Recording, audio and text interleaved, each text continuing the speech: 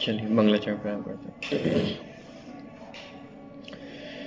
नमो अरिहंताणं नमो सिद्धाणं नमो आयर्याणं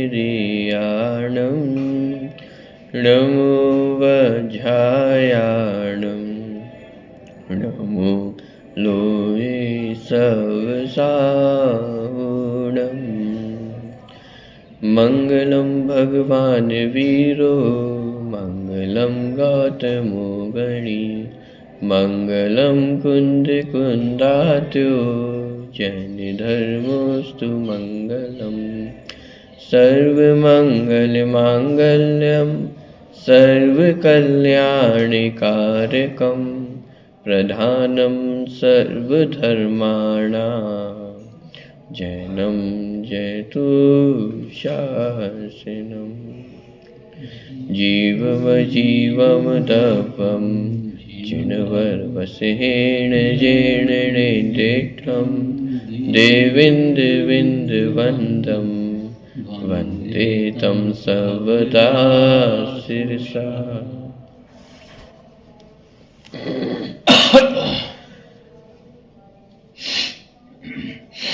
व्रत तप और श्रुत ये ध्यान की सामग्री है। इस प्रकार की चर्चा 57वीं नंबर की गाथा में यहाँ पे चल रही है। गाथा का पाठ एक बार करते हैं, फिर विषय की ओर आगे बढ़ेंगे। तब सुध वधवम चेता झाण रह धुरम धरो हवे जमहा तमहा तत्तीय ऋणदा तल्लधिये सदा हो अपधारे अरे आजम पड़े व्रत पाले आत्मीव पड़े ध्यान धुरंधर है रमणी तप श्रुत और व्रत ये धर्म रूपी रथ की धुरा है। माने ये धर्म जो ध्यान है उस ध्यान की मूलभूत सामग्री है। माने इनके बिना ध्यान की प्राप्ति करना संभव नहीं। इन्हें आधार कहा जा रहा है, धुरा कहा जा रहा है। यदि ध्यान होगा तो वो किसके आधार से होगा? व्रत तप और श्रुत के आधार से ही ध्यान होता है। हाँ, यदि ये नहीं है फिर ध्यान रूपी रथ का जो पहिया है वो भी चल नहीं सकता है। टीका के अंतर्गत बहुत सी चर्चा अपन ने देखी थी। व्रत तप और श्रुत का क्या अर्थ है वो अपन ने समझा था। इसके बाद शिष्य ने प्रश्न खड़ा किया था कि व्रत तो शुभ भाव है और मोक्ष का कारण जो ध्यान है वह शुद्ध भाव है, तो वह तो व्रत तो वास्तव में मोक्ष मार्ग में बाधक है। लेकिन फिर भी आप उस मोक्ष मार्ग का जो साधन ध्यान है उसके आधारभूत आप व्रत की चर्चा कर रहे हैं कि व्रत वह ध्यान का आधार है अथवा सामग्री है। तो ये बात कुछ समझ में नहीं आती है कि ये कैसे संभव है। तो आचार्य ने उसका समाधान दिया था कि यह बात सही है कि व्रत शुभ भाव होने से मोक्ष मार्ग में तो बाधक ही है, लेकिन उन्होंने ये भी स्पष्ट किया कि अकेले शुभ भाव ही छोड़ने योग्य नहीं है। माना अकेले शुभ भावों का ही त्याग नहीं करना है, अशुभ का भी त्याग करना है, पाप भावों का भी त्याग करना है। अपन ने ये भी देखा था, ये जो भाषा का प्रयोग है, यद्यपि जो सामान्य हमारी लीक रहती है कि पाप तो छोड़ना ही है, पुण्य भी छोड़ना है, लेकिन यहाँ पे उस भाषा को उल्टे रूप में कहा, पुण्य तो छोड़ना ही है और पाप भी छोड़ना है। क्योंकि कोई जीव छल ग्रहण ना करे कि साहब यहाँ तो व्रतों को भी छोड़ने की बात है, व्रतों की भी त्याग की बात है। यद्यपि ये बात सही है, मोक्ष मार्ग में व्रतों का भी त्याग होगा, लेकिन उससे पहले अव्रत का त्याग करना आवश्यक है। क्योंकि उन्होंने फिर परंपरा समझाई, प्रोसेस समझाई कि किस प्रकार से जीव मोक्ष मार्ग में आगे बढ़ता है। तो मोक्ष मार्ग में सबसे पहले अव्रतों का त्याग कराया है और व्रतों में स्थिर कराया है। तत्पश्चात जब आत्मपद की प्राप्ति हो अथवा आत्म स्वरूप में स्थित हो तो व्रतों का भी स्वयमेव त्याग हो जाता है, करना नहीं पड़ता। इस प्रकार की जो पूरी प्रक्रिया थी वो अपन ने व्रत संबंधी समझी थी। इसके बाद एक नवीन प्रकरण हमें पढ़ने को मिला था कि जो व्रत हैं, जो सकल व्रत हैं, उन्हें भी एक देश व्रत की संज्ञा दी गई थी। क्या कारण था एक देश व्रत की संज्ञा देने का? क्योंकि वो मोक्ष मार्ग में वो भी कार्यकारी नहीं। एक देश व्रत क्यों कहा था उन्हें? महाव्रत जो है वो भी संसार में ही अभी नहीं है, जब स्वरूप में रहेंगे तो मोक्ष मार्ग जो है वे भी छूट जाएगा, महाव्रत भी छूट जाएंगे, स्वरूप की स्थिरता पूर्ण होगी तो वे भी छूट जाएंगे। तो वो तो महाव्रत कहें तो भी वो छूटेंगे ही। तो फिर इसलिए कहा कि एक देश व्रत है वो छोड़ने लायक है। तो एक देश व्रत क्यों कहा? एक देश व्रत इसलिए कहा कि वो साथ में जाए तो वो ठीक बात है, अगर जो छूट रहे जो चीज तो फिर एक देश भी कहलाएगा ना। वो जब व्रत छूट गए, पंचम स्थान छूट गया, सप्तम में पहुंचे, पंचम छूट गया, यहाँ पे सप्तम भी छूटेगा, आठवां भी छूटेगा, सब छूटते हुए कब पहुंचेगा? जीव तो पूर्ण फल प्राप्त होगा, प्राप्त हो गई तो उसके लिए भी उस अपेक्षा पे एक देश। देखिए, एक देश व्रत कहने का कारण ये था, एक देश और महाव्रत की जब अपन भेद करते हैं, एक देश व्रत और सकल व्रत, वहां पे प्रश्न क्रमांक 260 60-61 पे भी पुराना जो विषय उसी को अपन पढ़ रहे हैं। एक देश और सकल व्रत में जो विभाजन किया जाता है वो किस आधार से किया जाता है? पापों का एक देश त्याग होना वह एक देश व्रत, पापों का संपूर्णतया त्याग होना वह महाव्रत अथवा सकल व्रत। ठीक, इस रूप से विभाजन किया जाता है। यहाँ पर जो विभाजन रेखा खींची गई है वो अकेले पाप के आधार से नहीं खींची जा रही है, यहाँ पुण्य भी शामिल है। पाप और पुण्य, पापों के संपूर्ण त्याग का नाम यद्यपि महाव्रत कहा जाता है और जनरली यही प्रसिद्ध है, लेकिन यहाँ पे जो विभाजन रेखा है वो अकेले पाप से निर्णय नहीं की जा रही है, यहाँ पे पुण्य भी शामिल है। पाप से पूर्णतया निवृत्ति हो गई है, लेकिन यदि पुण्य में प्रवृत्ति है, इसका मतलब ये एक देश व्रत ही है। सकल व्रत कब होगा? जब पाप और पुण्य दोनों से पूर्णतः निवृत्ति होगी तो उसका नाम सकल व्रत होगा। जब तक पुण्य में प्रवृत्ति है तब तक उसका नाम भी एक देश व्रत ही कहा गया है। ये अपेक्षा यहाँ पे है, माने एक देश व्रत कहने की। हाँ, माने जिसे अपन जनरली महाव्रत माने जो एक प्राय अपन कहते हैं जो महाव्रत है, तो उस महाव्रत में अशुभ से पूर्ण निवृत्ति है लेकिन शुभ भावों में प्रवृत्ति है, इसलिए उसे यहाँ पर एक देश व्रत कहा। वो भी कैसे है? एक देश व्रत है। और सकल व्रत किसे कहा? कि पाप और पुण्य दोनों से निवृत्ति होना, उसका नाम वास्तविक व्रत है, जिसे निश्चय व्रत कहा था। ठीक है, तो ये पूरा प्रकरण अपन ने लास्ट बार पढ़ा था। एक बार पुनः उसको पढ़ते हुए, क्योंकि आगे का जो विषय आने वाला है वो इसी से संबंधित है, तो ये विषय पढ़ते हुए फिर अपन आगे बढ़ेंगे। प्रश्न क्रमांक 260 पे प्रश्न, प्रसिद्ध अहिंसादि महाव्रत एक देश रूप किस प्रकार हुए? या प्रश्न भी इस तरह से उठाया, प्रसिद्ध अहिंसादि महाव्रत, क्योंकि संपूर्ण जिनागम में ही ये प्रसिद्ध है कि दो प्रकार से भेद होते हैं व्रतों के, एक देश और सकल व्रत। पांचवें गुण स्थान में एक देश व्रत है, अणु व्रत है, और छठे आदि गुण स्थानों में महाव्रत। तो ये तो प्रसिद्ध कथन है, लेकिन इस प्रसिद्ध कथन के सामने भी आप प्रतिपक्ष रख रहे हैं कि ये भी कैसे है? एक देश है। तो प्रसिद्ध अहिंसादि महाव्रत एक देश रूप किस प्रकार हुए? उत्तर, अहिंसा महाव्रत में यद्यपि जीवों के घात की निवृत्ति है तो भी जीवों की रक्षा करने में प्रवृत्ति है। तो अहिंसा महाव्रत में जीवों के घात की निवृत्ति है, माने हिंसा रूप जो पाप है, पाप भाव है, उससे तो पूर्णतः निवृत्ति है, लेकिन जीव रक्षा रूप जो जीव दया रूप शुभ भाव है, पुण्य भाव है, उसमें अभी प्रवृत्ति है। पाप से पूर्णतः निवृत्ति हो गई है, लेकिन अभी शुभ में प्रवृत्ति चल रही है। उसी प्रकार सत्य महाव्रत में असत्य वचन का यद्यपि त्याग है तो भी सत्य वचन में प्रवृत्ति है। आचौर्य महाव्रत में यद्यपि दिए बिना कोई भी वस्तु लेने का त्याग है, परंतु दी गई वस्तु लेने में प्रवृत्ति है। अब यहाँ पे उदाहरण सिर्फ 3 पाप संबंधी ही दिया गया है, कुशील और परिग्रह संबंधी स्वयं उसमें घटित अपन कर लें, क्योंकि अंत में जो उपसंहार वाक्य लिया उसमें 5 ही पापों की त्याग की बात की गई है। ठीक, इस प्रकार एक देश प्रकृति की अपेक्षा, एक देश प्रवृत्ति की अपेक्षा से ये 5 महाव्रत देश व्रत है। एक देश प्रवृत्ति की अपेक्षा मतलब पाप से निवृत्ति है लेकिन पुण्य में प्रवृत्ति चल रही है, तो इसे कहा एक देश प्रवृत्ति, पाप से निवृत्ति और शुभ में प्रवृत्ति। इसलिए इस एक देश प्रवृत्ति के कारण महाव्रत को भी देश व्रत कहा गया है।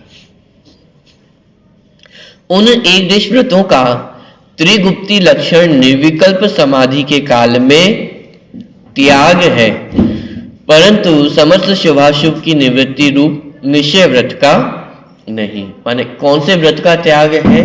ये जो एक देश व्रत है इनका त्याग होगा। वो कब होगा? जब आत्म स्वरूप में स्थित होगा, पर इसे कहा परम समाधि का काल। तो उस परम समाधि के काल में इन एक देश व्रतों का तो त्याग है, लेकिन शुभाशुभ से निवृत्ति रूप जो निश्चय व्रत है उसका त्याग नहीं है। वो तो मोक्ष मार्ग में होने ही वाला है, उसी का नाम मोक्ष मार्ग है। त्याग का क्या अर्थ है? जिस प्रकार हिंसा आदि रूप 5 अव्रतों की निवृत्ति है, उसी प्रकार एक देश व्रतों की भी निवृत्ति है। किस लिए? त्रिगुप्त अवस्था में प्रवृत्ति और निवृत्ति रूप विकल्प का स्वयमेव अवकाश नहीं है। जिस समय आत्मा आत्म स्वरूप में गुप्त होता है, जैसे कहा यहाँ पे त्रिगुप्त, त्रिगुप्त अवस्था में प्रवृत्ति और निवृत्ति रूप विकल्प का स्वयमेव अवकाश नहीं है। और जिस समय आत्मा आत्म स्वरूप में स्थित होता है उस समय मुझे पाप नहीं करना है और अच्छे कार्य करना है, ये दोनों ही विकल्प नहीं रहते हैं। पॉइंट पकड़ में आ रहा है? अशुभ का तो वैसे भी अस्तित्व अब मुनिराजों के जीवन में नहीं है, तो उसको छोड़ने का विकल्प उन्हें नहीं है। विकल्प की बात चल रही है, पाप भाव और पाप क्रियाएं तो है ही नहीं, लेकिन उनको छोड़ने संबंधी जो विकल्प है अब वह भी शेष नहीं रहा है। और जिस समय आत्म स्वरूप में स्थित है तो शुभ भाव संबंधी भी कोई विकल्प वहां पर नहीं है कि मुझे इस शुभ भाव का पालन करना है, 28 मूल गुणों का पालन करना है, 5 पापों को छोड़ना है, 5 समिति का पालन करना है। इस रूप भी कोई शुभ विकल्प वहां पे शेष नहीं रहता है। और एक शब्द यहाँ पे दिया, स्वयमेव अवकाश नहीं है, माने शुभ और अशुभ विकल्पों का स्वयमेव अवकाश नहीं। माने ये अवस्था भी मुनिराजों ने बुद्धि पूर्वक की हो, सोच समझ के की हो कि अब मुझे कोई विकल्प नहीं करना है। यदि ये हाँ, वो स्वयं अपने आप में एक विकल्प हो जाएगा कि मुझे ये नहीं करना है। ये पूरी अवस्था स्वयमेव होने वाली अवस्था है, सहज होने वाली अवस्था है। जिस समय मुनिराज आत्म स्वरूप में स्थित होते हैं तो सहज ही वे शुभ और अशुभ दोनों ही विकल्पों से रहित हो जाते हैं। इसी का नाम है एक देश व्रत का त्याग होना। अशुभ से तो निवृत्ति थी, शुभ से भी पूर्ण रूप से निवृत्ति इस काल में हो जाती है। अथवा वास्तव में वही निश्चय व्रत है। किस लिए? क्योंकि उसमें पूर्ण निवृत्ति है। ठीक है, अब यहाँ पे उदाहरण दिया जा रहा है भरत चक्रवर्ती का, ये समझाने के लिए, जो पूरा प्रकरण अपना चल रहा है इस प्रकरण को समझाने के लिए यहाँ पे उदाहरण दिया जा रहा है। दीक्षा के पश्चात 2 घड़ी में ही भरत चक्रवर्ती ने जो मोक्ष प्राप्त किया, उसने भी जिन दीक्षा लेकर विषय कषाय की निवृत्ति रूप व्रत के परिणाम क्षण मात्र अर्थात थोड़े समय कर पश्चात शुद्ध उपयोग रूप रत्नात्रय में निश्चय व्रत नामक वीतराग सामायिक नामक निर्विकल्प ध्यान में स्थिर होकर केवल ज्ञान प्राप्त किया। देखिए यहाँ पे उदाहरण दे रहे हैं भरत चक्रवर्ती का। कोई ये प्रश्न खड़ा कर सकता है कि साहब भरत चक्रवर्ती ने तो बिना व्रतों को अंगीकार किए मोक्ष की प्राप्ति कर ली, केवल ज्ञान कर लिया, क्योंकि उन्होंने तो दीक्षा धारण की और अंतर्मुहूर्त में केवल ज्ञान प्राप्त कर लिया, तो उन्होंने तो कोई व्रतों का पालन नहीं किया। तो ऐसे ही हम भी बिना व्रतों के पालन के मोक्ष को प्राप्त कर सकते हैं। तो ये प्रकरण पढ़ करके किसी को छल ग्रहण ना हो, और एक दूसरी बात, एक प्रकरण समझ में आए कि बात क्या चल रही है, उसको समझाने के लिए यहाँ पे आचार्य ने उदाहरण प्रस्तुत किया। क्या उदाहरण दिया कि जैसे भरत चक्रवर्ती थे, दीक्षा लेते ही उन्होंने केस लॉन्च किया और केवल ज्ञान की प्राप्ति हुई, माने अंतर्मुहूर्त में उन्हें केवल ज्ञान की प्राप्ति हो गई। तो फिर उन्होंने व्रत धारण किए या नहीं किए? तो देखो यहाँ पे भी लिखा, उन्होंने भी व्रतों को अंगीकार किया। देखिए पूरा एक बार फिर से पैराग्राफ पढ़ता हूँ, पिछले पेज की लास्ट लाइन है। पर दीक्षा के पश्चात 2 घड़ी में ही भरत चक्रवर्ती ने जो मोक्ष प्राप्त किया, उनने भी जिन दीक्षा लेकर विषय कषाय की निवृत्ति रूप व्रत के परिणाम क्षण मात्र थोड़े समय कर, देखिए यहाँ पे क्या लिखा, विषय कषाय की निवृत्ति रूप, विषय कषाय माने पाप भाव, यहाँ पे सिर्फ अशुभ भावों की बात है। अगर अशुभ भावों से निवृत्ति रूप अथवा जो महाव्रत, जो अपन जनरल टर्म्स में यूज करते हैं महाव्रत, उन महाव्रतों को भरत चक्रवर्ती ने भी अंगीकार किया कि विषय कषाय की निवृत्ति रूप व्रत के परिणाम क्षण मात्र थोड़े समय कर पश्चात शुद्धोपयोग रूप रत्नात्रय में निश्चय व्रत नामक वीतराग सामायिक नामक निर्विकल्प ध्यान में स्थिर होकर केवल ज्ञान प्राप्त किया। मतलब इनका चौथे गुण स्थान पर सीधा 7वां हुआ। हाँ, 7वां हुआ, 5 जरूरी नहीं पड़ा। पहले से भी 7वां हो सकता है, तो होता है चौथे से भी 7वां हो सकता है, और 5वें से भी 7वां गुण स्थान हो सकता है। यह समझाना ये चाह रहे हैं कि भरत चक्रवर्ती के उदाहरण देकर के प्रायः ये मिसकंसेप्शन हो जाता है कि भाई भरत चक्रवर्ती ने तो सीधे मुनि दीक्षा धारण किया और मोक्ष की प्राप्ति कर ली, उन्होंने तो कोई भी व्रत संयम का पालन नहीं किया, तो बिना व्रतों की भी मोक्ष की प्राप्ति हो सकती है। तो उसका समाधान यहाँ पे आचार्य ने किया, भरत चक्रवर्ती ने भी दीक्षा धारण की और दीक्षा धारण करके महाव्रतों को अंगीकार किया, और तत्पश्चात निश्चय व्रत को अंगीकार करके, निश्चय व्रत माने अशुभ की निवृत्ति तो कर ही दी, शुभ की भी निवृत्ति करके, शुभ विकल्पों की भी निवृत्ति करके आत्म स्वरूप में स्थित होना, इसका नाम निश्चय व्रत है। तो इस निश्चय व्रत को अंगीकार करके तत्पश्चात केवल ज्ञान की प्राप्ति की। तो जो प्रोसेस हमने पहले समझी थी, पहले पाप का त्याग करना, अव्रत का त्याग करना, व्रतों को धारण करना, फिर तत्पश्चात आत्म स्वरूप में स्थित होना, तो व्रत अपने आप छूट जाएंगे। ये पूरी प्रोसेस भरत चक्रवर्ती के जीवन में भी हमें देखने को मिल रही है। परंतु उन्हें व्रत का परिणाम थोड़े समय रहने से लोग उनके व्रत के परिणाम को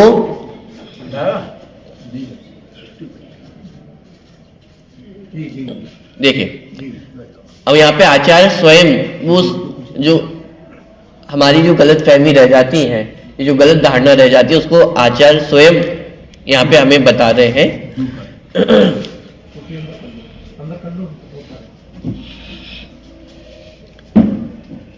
कि भरत चक्रवर्ती ने अंतर्मुहूर्त में केवल ज्ञान की प्राप्ति की, तो प्रश्न ये खड़ा होता है, उन्होंने व्रतों को अंगीकार किया या नहीं किया। इसी शंका को और इसी माने जो गलत अवधारणा है उसको माने यहाँ पे भी आचार्य उसको बता रहे हैं कि ये गलत धारणा सामान्यतः लोगों के मन में रह जाती है, ना हो जाए। हाँ, परंतु उन्हें व्रत का परिणाम थोड़े समय रहने से लोग उनके व्रत के परिणाम को नहीं जानते हैं। क्या कह रहे हैं कि क्योंकि भरत चक्रवर्ती को व्रत का परिणाम बहुत थोड़े समय रहा, और बाहर सिर्फ यदि आंखों से देखें तो उन्होंने क्या किया कि यहाँ जिन दीक्षा धारण की और यहाँ उन्होंने अंतर्मुहूर्त में केवल ज्ञान की प्राप्ति की। कहाँ 28 मूल गुणों का पालन किया, कहाँ 5 समिति का पालन किया, कुछ भी तो नहीं किया, कि उन्होंने तो व्रतों को पालन ही नहीं किया, और बिना व्रतों के पालन के उन्होंने मोक्ष की प्राप्ति कर ली। तो आचार्य स्वयं यहाँ इस गलत अवधारणा को व्यक्त कर रहे हैं कि लोगों के मन में ये शंका रह जाती है कि भरत चक्रवर्ती ने तो व्रत अंगीकार की नहीं, और बिना व्रतों की ही उनको मोक्ष की प्राप्ति हो गई।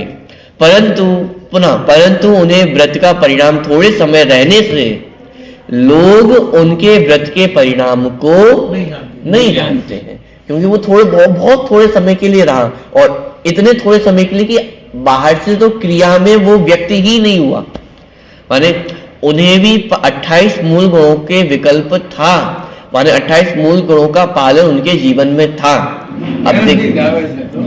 अब दिक्कत ये है कि बाहर उनके व्यक्त नहीं हुआ। अब थोड़े समय और वो केवल ज्ञान नहीं होता तो उनके जीवन में भी वो 5 समिति का पालन हमें देखने को मिलता, आहार चर्या के लिए भी वे जाते, वो सारी चीजें उनके जीवन में होती हुई दिखाई। सीधी बात ये है कि वो समय इतना कम था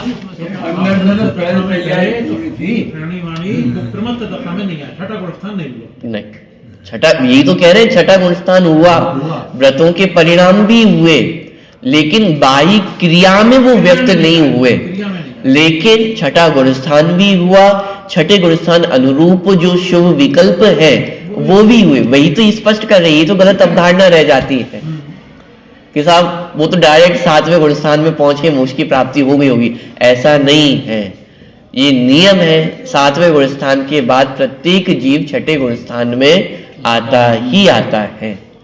और ये भी असंख्यात बार हो गया, माने जितने काल में भरत चक्रवर्ती ने मोक्ष की प्राप्ति माने केवल ज्ञान की प्राप्ति की, उस बीच में कितनी बार छठे 7वें गुणस्थान में वे झूले होंगे।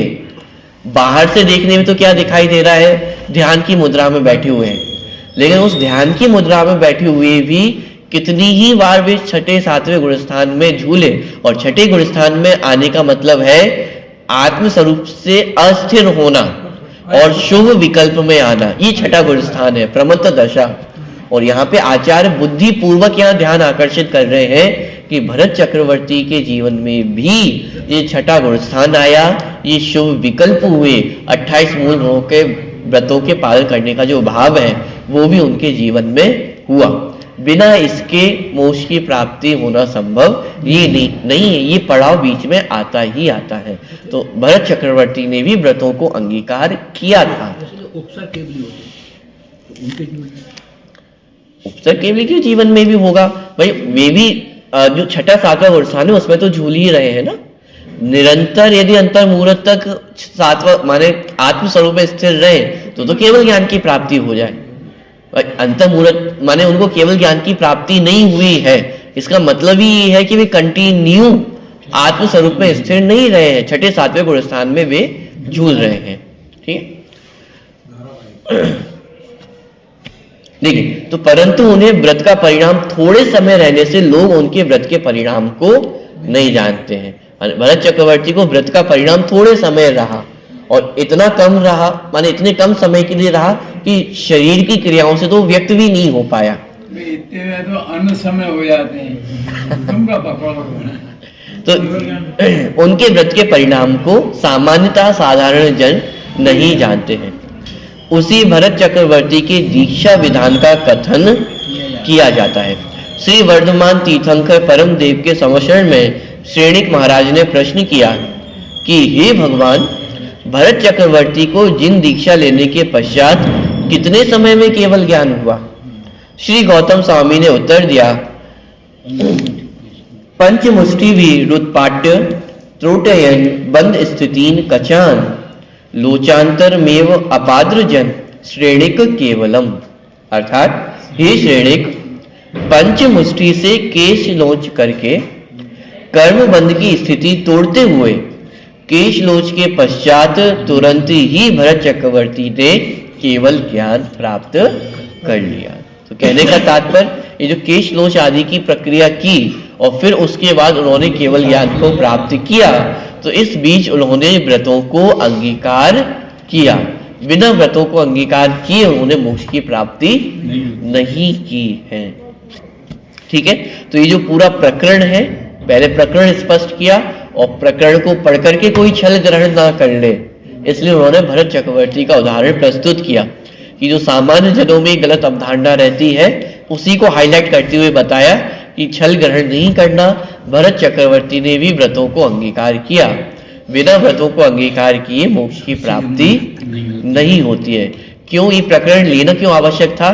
क्योंकि यहाँ मूल में व्रतों के त्याग की चर्चा चल रही है कि मोक्ष मार्ग में व्रत भी त्याग करने होंगे। बिना व्रतों के त्याग के मोक्ष की प्राप्ति नहीं होती है। और सीधे केवल ज्ञान प्राप्त नहीं। हाँ, और उन्हें एक प्राइम एग्जाम्पल मिल जाता है कि भरत चक्रवर्ती, उन्होंने क्या किया, सीधे दीक्षा धारण की और केवल ज्ञान की प्राप्ति हो गई। इसलिए हम भी क्या करेंगे, व्रतों को अंगीकार नहीं करेंगे। आप उपदेश भी दे रहे हो व्रतों के त्याग करने का। तो ये बहुत सारी चीजें ऐसी जुड़ गई हैं जिसके कारण व्यक्ति के छल ग्रहण करने के जो चांसेस थे वो बहुत ज्यादा बढ़ गए थे, भ्रमित होने के चांसेस बहुत अधिक बढ़ गए थे। तो आचार्य ने स्वयं ही उदाहरण दिया भरत चक्रवर्ती का और ये स्पष्ट किया भरत चक्रवर्ती ने भी व्रतों को अंगीकार किया, बिना व्रतों को अंगीकार किए उन्होंने भी मोक्ष की प्राप्ति नहीं की थी। इसलिए व्रतों को त्याग करना है, लेकिन व्रतों का त्याग किस प्रकार होगा वो समझने योग्य है। जिस प्रकार अव्रतों का त्याग किया जाता है उस तरह व्रत का त्याग नहीं होगा। जैसे पाप को छोड़ा जाता है वैसे पुण्य को नहीं छोड़ा जाएगा। पाप को छोड़ा जाता है और पुण्य स्वयमेव छूटता है। जिस समय जीव आत्म स्वरूप में स्थित होता है उस समय पुण्य के विकल्प भी सहज छूट जाते हैं। जो पहले भाषा का प्रयोग किया था, स्वयमेव छूटते हैं। पापों को बुद्धि पूर्वक छोड़ा है और पुण्य भाव जब जीव आत्म स्वरूप में स्थित होता है तो स्वयमेव वे भी छूट जाते हैं। ठीक है, चलिए, तो ये प्रकरण यहाँ पे पूरा हुआ। अब एक थोड़ा सा दूसरा प्रकरण यहाँ पे प्रारंभ हो रहा है। अब एक नया प्रश्न 261 नंबर का पेज है। अब एक नया प्रश्न शिष्य के मन में खड़ा हो रहा है। वो क्या प्रश्न है? इस पंचम काल में ध्यान नहीं है क्योंकि इस काल में उत्तम सहनन का अभाव है और 10 तथा 14 पूर्व का श्रुत ज्ञान भी नहीं है। ये शिष्य क्या कह रहा है कि साहब हमें क्यों आप ये मंदिर आने की प्रेरणा देते हो, क्यों ये स्वाध्याय की प्रेरणा देते हो, क्यों ये बड़ी बड़ी बातें करते हो? ये पंचम काल चल रहा है, आपको पता नहीं है क्या? इस पंचम काल में शुक्ल ध्यान नहीं हो सकता है, इस पंचम काल में मोक्ष की प्राप्ति नहीं हो सकती है। तो क्यों तो क्यों व्यर्थ में हमारा समय खोटा करते हो? ये प्रश्न है शिष्य का। और आप विचार करके देखें, आज से हजारों वर्ष पूर्व आचार्य को ये समझ में आ गया था कि ये प्रश्न जन जन के मानस में उत्पन्न होने वाला, क्योंकि उस समय पंचम काल का प्रारंभ था और प्रारंभ में ही कदाचित लोगों को ये शंकाएं खड़ी होने लग गई थी कि अब तो चौथा काल समाप्त हो गया है, पंचम काल का प्रारंभ है, अब तो हम मोक्ष जा ही नहीं सकते हैं, तो फिर क्यों अभी सारे उपक्रम करना ही, क्यों पुरुषार्थ करना, क्योंकि इसका तो कोई फल मिलने वाला नहीं है। ये प्रश्न सिर्फ आज के समय के प्रश्न नहीं है, ये प्रश्न हजारों वर्ष पहले जब पंचम काल प्रारंभ हुआ था उस समय भी लोगों के सामने ये प्रश्न खड़ा हो रहा था। और आज भी इस तर्क के आधार से लोग धर्म करने से बचते हैं, जिनवाणी पढ़ने से बचते हैं, शुद्धोपयोग आदि की बात करने से बचते हैं, ध्यान से बचते हैं। क्यों? क्योंकि साहब ये तो हो ही नहीं सकता, ये तो पंचम काल चल रहा है, जब मोक्ष हो ही नहीं सकता है तो क्यों पुरुषार्थ करना? इसकी आड़ में भी चल रहे हैं इसकी आड़ में भी चल रहे हैं। हाँ, ये साहब अब जब चौथे काल में पैदा होंगे तब देखा जाएगा, तब हम मोक्ष का पुरुषार्थ करेंगे, अभी क्यों करें? उसका समाधान आचार्य स्वयं यहाँ पे दे रहे हैं।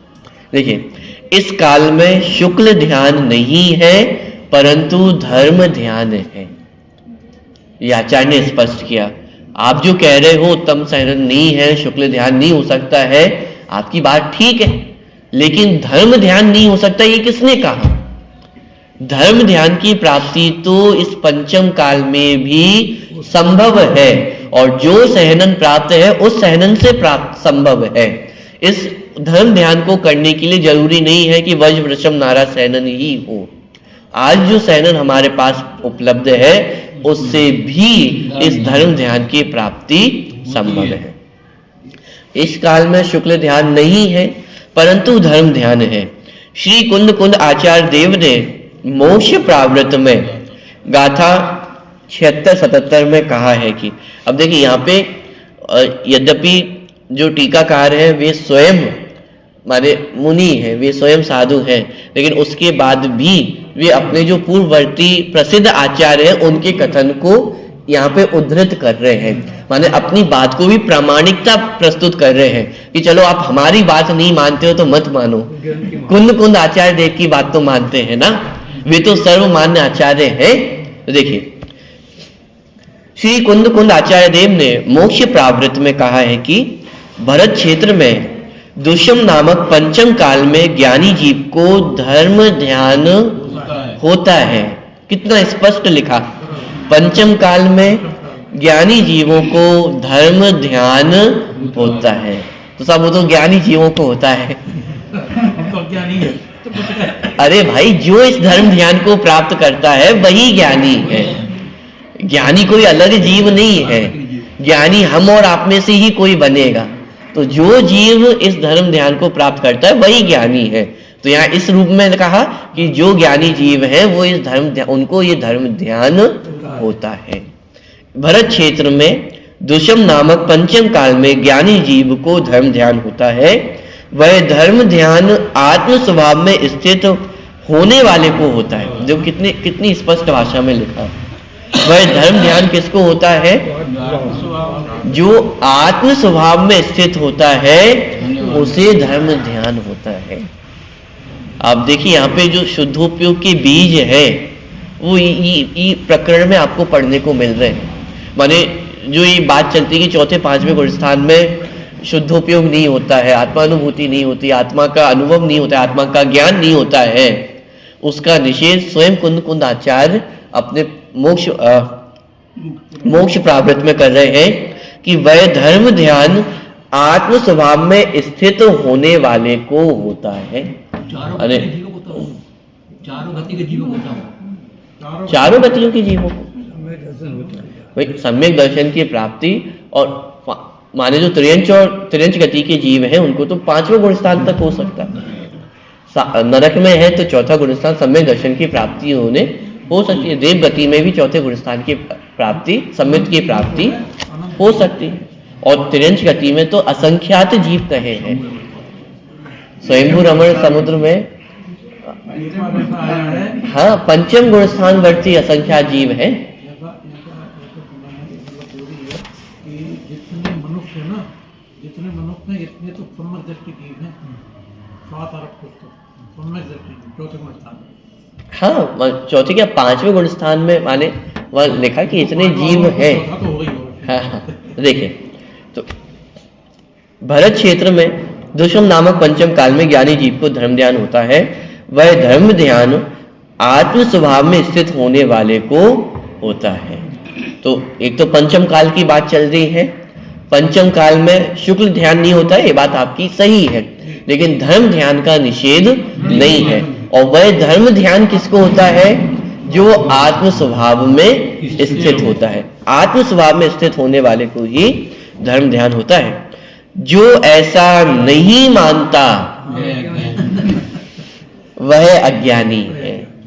माने यदि आप ये कहते हो कि ये पंचम काल चल रहा है, इसमें धर्म नहीं हो सकता है, तो ये जो कहता हुआ मिल रहा है, इसका मतलब आप समझ जाना ये कौन है? अज्ञानी है।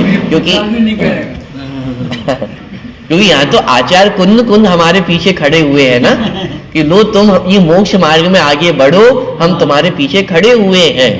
प्रवचन सार जी में इस प्रकार की भाषा वहां पे लिखी चंडानुग सूचक चूलिका में कि ये मोक्ष के अधिकारी हम खड़े हुए हैं, तुम चिंता क्यों करते हो? मोक्ष मार्ग में पीछे हटने का कोई मार्ग नहीं है। कभी भी प्रेरणा नहीं दी जाएगी कि मोक्ष संभव नहीं है। अरे आप भले ही पांचवें काल में हो, लेकिन यहाँ पे भी मोक्ष मार्ग खुला हुआ है। मोक्ष मार्ग कभी भी बंद नहीं हुआ है। हाँ ये बात सही है, आप वर्तमान भव से वर्तमान पर्याय से मोक्ष तक नहीं जा सकते हैं, लेकिन मोक्ष मार्ग तो प्रारंभ कर सकते हैं। ठीक है, आप इस भव में मोक्ष की प्राप्ति नहीं करेंगे, लेकिन सम्यक की प्राप्ति की जा सकती है। सम्यक की ही नहीं, संयम की प्राप्ति इस पंचम काल में संभव है। हमारे सकल संयम को प्राप्त करना, मुनि अवस्था को प्राप्त करना, छठे सातवें गुणस्थान को प्राप्त करना, वह इस पांचवें काल में भी संभव है। तो मोक्ष मार्ग तो खुला हुआ है ना, मोक्ष मार्ग तो बंद हुआ नहीं है। तो ये जो तर्क देते हो कि मोक्ष संभव नहीं है, तो फिर क्यों ये सारी चीजें करना? ये तर्क देना आपका गलत है, और ये तर्क ये दर्शाता है कि आप कौन हो। आचार्य स्वयं लिख रहे हैं कि जो ये कहता है कि पांचवें काल में ध्यान नहीं होता है, पांचवें काल में मोक्ष नहीं हो सकता है, वह स्वयं कौन है? अज्ञानी है। है वो तो अज्ञानी को प्रसाद ही नहीं करेगा। देखिए, तो वह धर्म ध्यान आत्म स्वभाव में स्थित होने वाले को होता है। जो ऐसा नहीं मानता वह कौन है? अज्ञानी है। अब भी सम्यक दर्शन ज्ञान चारित्र रूप 3 रत्नों से शुद्ध जीव आत्मा का ध्यान करके इंद्र पद अथवा लौकांतिक देव पद प्राप्त करते हैं, और वहां से जय कर मनुष्य होकर मोक्ष को प्राप्त करते हैं। और ये पूरी प्रक्रिया इस पंचम काल में ही हो जाती है। पंचम काल में रहते हुए यहाँ से जीव ने सम्यक को प्राप्त किया, मुनि दीक्षा धारण की, तो यहाँ से चय कर इंद्रादिक पद प्राप्त किए, लोकांतिक देव आदि पद प्राप्त किए, और फिर वहां से चय कर पुनः मनुष्य पर्याय प्राप्त की, कदाचित विदेह क्षेत्र में मनुष्य पर्याय को प्राप्त किया, और वहां से यहाँ पंचम काल ही चल रहा है, और यहाँ पंचम काल चलते हुए ही वहां से जीव निर्वाण को प्राप्त हो। यानी यही आचार्य यहाँ पे स्पष्ट कर रहे हैं कि जो ये कहते हैं कि पांचवें काल में मोक्ष नहीं होता है, तो वही इसी पंचम काल में रहते रहते ही जीव मोक्ष की प्राप्ति कर लेते हैं। इसीलिए ये भ्रम पैदा करना उचित नहीं है। उसी प्रकार तत्वानुशासन नामक ग्रंथ में गाथा 86 में कहा है कि 83 में कहा है कि इस समय पंचम काल में जिनेंद्र देव शुक्ल ध्यान का निषेध करते हैं, परंतु श्रेणी आरोहण से पूर्ववर्ती धर्म ध्यान का अस्तित्व बताया है। माने श्रेणी आरोहण 8वें गुणस्थान से होता है, तो 8वें गुणस्थान की योगी जो शुक्ल ध्यान है वह इस पंचम काल में नहीं होता है, लेकिन 8वें गुणस्थान से पूर्व 7वें गुणस्थान तक होने वाला जो धर्म ध्यान है उसका निषेध नहीं है। तथा जो ऐसा कहा है कि उत्तम सहनन का अभाव होने से ध्यान नहीं होता है, वह उत्सर्ग वचन है। अपवाद रूप व्याख्यान से तो उपशम श्रेणी और छपक श्रेणी में शुक्ल ध्यान होता है और वह उत्तम सहनन से ही होता है, परंतु अपूर्वकरण 8वें गुणस्थान से नीचे के गुणस्थान में जो धर्म ध्यान होता है वह पहले 3 उत्तम सहननों का अभाव हो तो भी अंतिम 3 सहननों में भी होता है। यह भी उसी तत्वानुशासन ग्रंथ में गाथा 84 में कहा है। वज्र काय वाले को ध्यान होता है, ऐसा आगम का वचन उपशम और छपक श्रेणी के ध्यान की अपेक्षा से कहा है। यह वचन नीचे के गुणस्थान में धर्म ध्यान का निषेधक नहीं है। कितने स्पष्ट शब्दों में आचार्य ने यहाँ पे बता दिया है कि ये जो शास्त्र का वचन है कि उत्तम शहनन वाले को ही धर्म ध्यान माने ध्यान होता है। तत्वा सूत्र ग्रंथ में भी जो वो सूत्र आता है ध्यान संबंधी, तो वहां उत्तम सहनन की बात की गई है, लेकिन वह जो कथन है वह उत्सर्ग वचन है। इसके अलावा कुछ अपवाद भी है। ये जो कथन किया गया था ये शुक्ल ध्यान की अपेक्षा श्रेणी आरोहण काल में जो शुक्ल ध्यान होता है उस अपेक्षा से कथन किया गया है कि उत्तम सहनन वाले को ही ध्यान होता है। ये शुक्ल ध्यान की अपेक्षा कथन है, लेकिन धर्म ध्यान जो जघन्य सहनन है, अंतिम जो 3 सहनन है, उनसे प्राप्त जीवों को भी धर्म ध्यान की प्राप्ति होती है। उसमें कोई माने समस्या खड़ी नहीं है, कोई बाधा नहीं है।